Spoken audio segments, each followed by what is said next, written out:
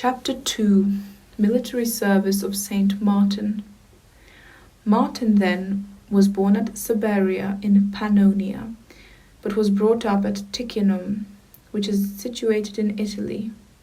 His parents were, according to the judgment of the world, of no mean rank, but were heathens.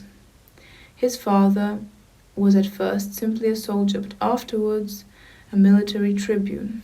He himself, in his youth, following military pursuits, was enrolled in the imperial guard, first under King Constantine and then under Julius Caesar.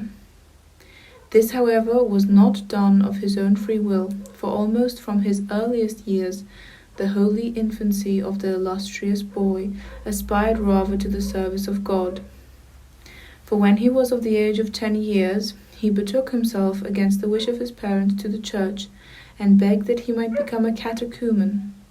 Soon afterwards, becoming in a wonderful manner completely devoted to the service of God, when he was 12 years old, he desired to enter on the life of a hermit, and he would have followed up the desire with the necessary vows, had not his as yet too youthful age prevented. His mind, however, being always engaged on matters pertaining to the monasteries or the church, already meditated in his boyish years what he afterwards, as a professed servant of Christ, fulfilled.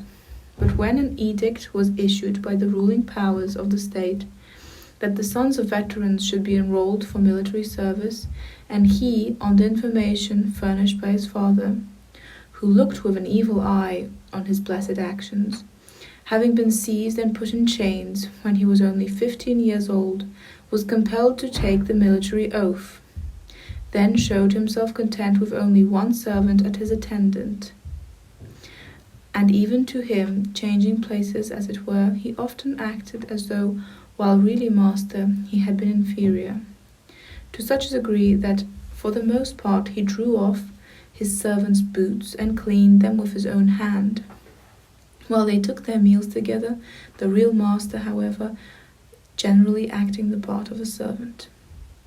During nearly 3 years before his baptism, he was engaged in the profession of arms, but he kept completely free from those vices in which the class of men become too frequently involved.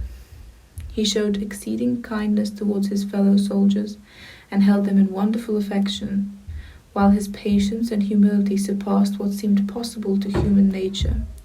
There is no need to praise the self-denial which he displayed. It was so great that even at that date he was regarded not so much as being a soldier as a monk. By all these qualities he had so endeared himself to the whole body of his comrades that they esteemed him while they marvelously loved him. Although not yet made a new creature in Christ, he, by his good works, acted the part of a candidate for baptism.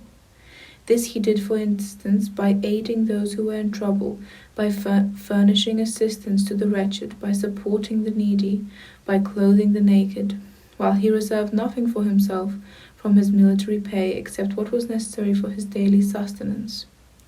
Even then, far from being a senseless hearer of the gospel, he so far compelled with its precepts as to take no oath about the morrow.